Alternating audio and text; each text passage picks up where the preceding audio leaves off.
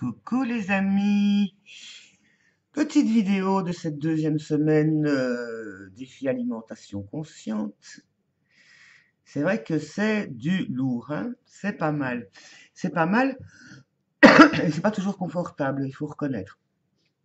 Donc aujourd'hui c'est je mange donc je suis. Donc et c'est intéressant, donc ça fait partie des donc repartir au niveau des blessures profondes et c'est drôle, j'en ai parlé dans ma dernière vidéo.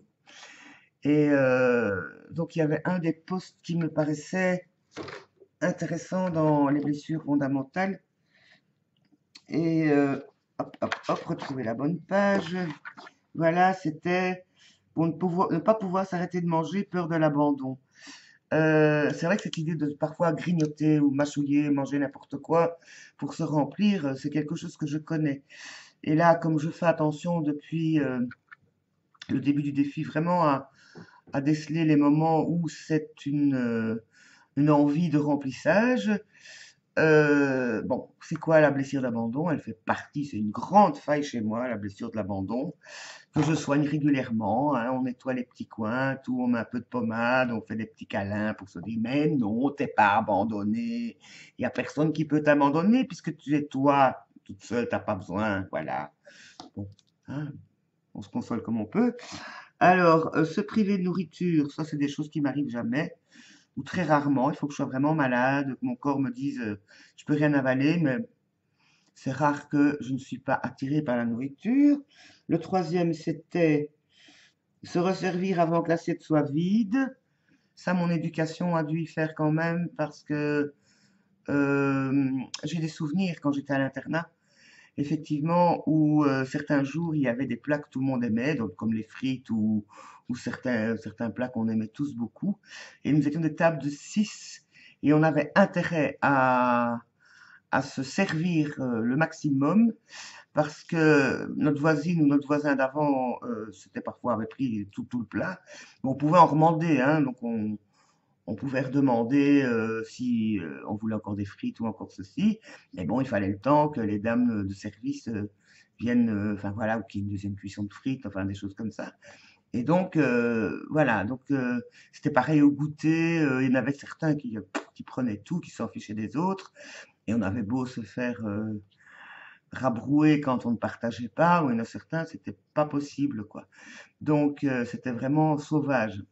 Et donc ça m'a, et j'en ai parlé parfois avec ma sœur qui avait vécu la même chose, c'est que bon, nous notre éducation nous avait appris à effectivement voir si tout le monde avait eu sa part et donc par rapport à un plat de prendre une part et pas tout. Donc il y a eu des séquelles longtemps. Mais bon, donc remplir mon assiette de peur de pas de manquer, comme je vis seule, comme c'est à moi d'évaluer la quantité dont j'ai besoin et s'il y a trop, ben, je me resserre demain. Et ça va. Ça, j'ai. Donc il faut croire que cette partie de moi est guérie, on va dire. Voilà. Peur du manque. Donc voilà. En tout cas, au niveau alimentation, ça se manifeste pas comme ça. Manger debout devant la télé, ça je fais pas. Manger debout, je sais pas. En tout cas, oui. Par contre, ce qui peut arriver, c'est que je grignote pendant que je cuisine, mais pas trop. Ne pas vouloir être conscient de ce qui se passe. Par contre, manger devant l'ordinateur, ça m'arrive souvent.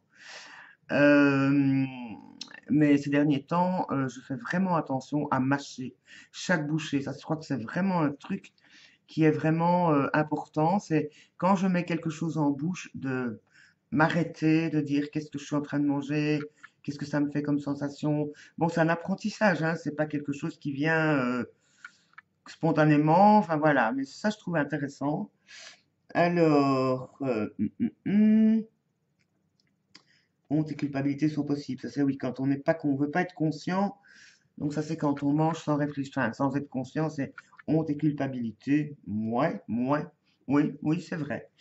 Sortir de table aussitôt le repas terminé, ça, c'est quand je suis en création, c'est j'avale vite un truc et puis je retourne vite à ce que je suis occupé à faire. Et là, déjà avant le défi, je m'étais aperçu de ça. Et donc, j'essaye. Et bon, pour l'instant, comme j'ai au niveau créatif, pour l'instant, c'est vide. Le canal est bouché, là, au niveau inspiration-création. Bon, c'est pas très grave, hein, c'est provisoire, je ne m'inquiète pas. Mais c'est vrai que quand je suis en création, j'avais tendance à vite me nourrir pour avoir de l'énergie, mais sans vraiment faire attention à ce que je mangeais, ni quand je mangeais. Donc là, maintenant, j'essaye de, en tout cas, couper ma journée en 3 parties que je consacre à qu'est-ce que je vais manger, comment je vais manger et à me préparer à manger. Ce qui veut dire que quand je retournerai en création, ce sera plus facile de déterminer et à la limite, quitte à mettre un réveil ou un signe quelconque pour me dire attention, tu t'arrêtes, tu fais une pause, tu vas manger, tu prends le temps de manger. On fait des intentions, hein. Pour l'instant, je n'y suis pas.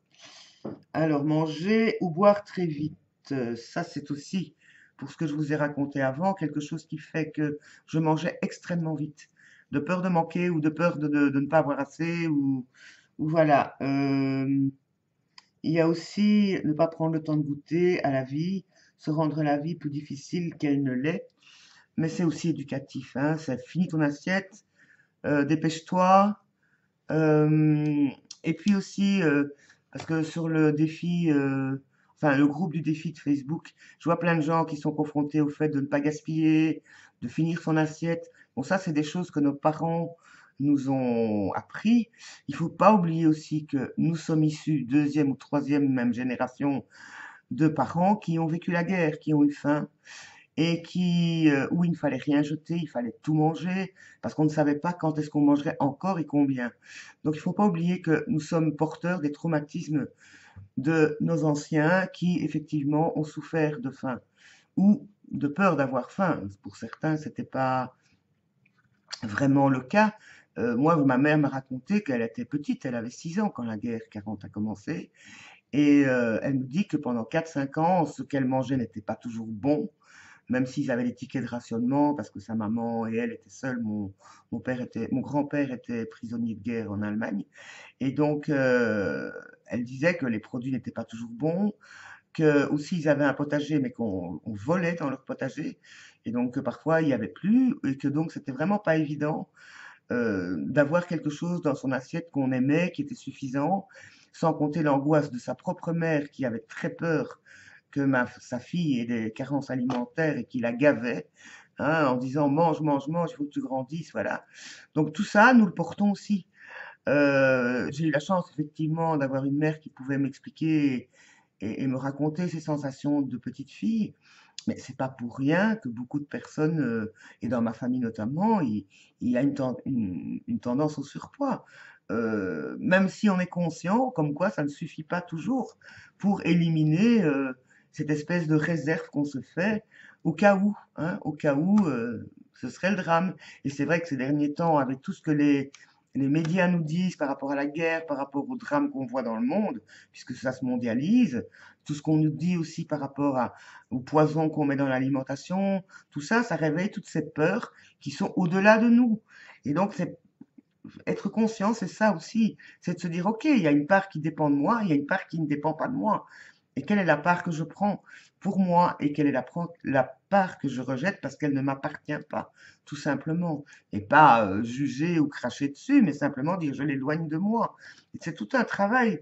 Et je pense que Lilou a vraiment bien fait son bouquin du défi, là. Bon, moi, je m'empêche de lire la suite, mais je vois bien cette progression de conscientisation de tout ce que ça veut dire, l'alimentation, au plus profond de nous.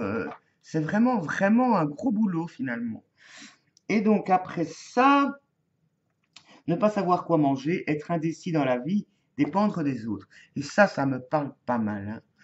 Parce qu'hier, en allant faire mes courses, donc je fais ma petite liste, avec autorisation de changer par rapport à ce que je trouve ou ce que je découvre dans mon magasin là à côté. Donc hier, j'avais envie de fruits, de fruits, de fruits, de fruits. Mais la plupart des fruits, excepté les melons qui m'avaient l'air sympas, et donc j'en ai pris un, bon, il doit mûrir encore un peu, parce qu'il me fait penser au sud, et puis j'adore le melon, hein, moi les fruits d'été, j'adore. Mais les autres, les pêches, les prunes, tout ça, c'est des cailloux, quoi. Ça me donne pas envie, elles n'ont aucun parfum. Je les ai touchés, je les ai sentis, c'est pas drôle, quoi. Bouh!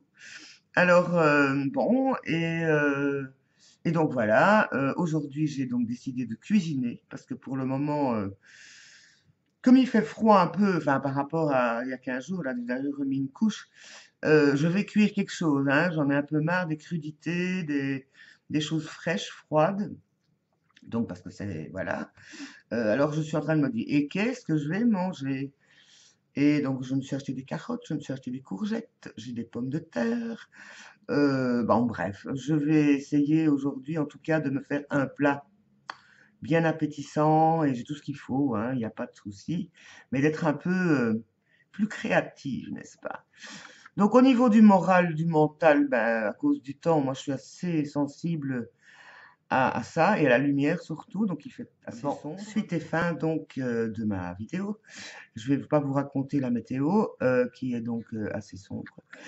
C'est mon écran qui s'est mis en veille et du coup ça a coupé la vidéo. Donc voilà, je prends encore un petit temps pour vous dire que je vous aime, que je pense à vous, que je vous souhaite tout le courage possible pour tous ceux qui démarrent le défi alimentation pour le moment. Je vous préviens, ça dépote. Mais bon, c'est passionnant et merci encore à Lilou et son papa pour ce gros boulot qui va nous aider à grandir encore en mieux, en meilleur, en plus beau, en plus joli, en plus géniaux, quoi. Je vous aime, je vous aime, je vous aime, je vous embrasse. À tout bientôt.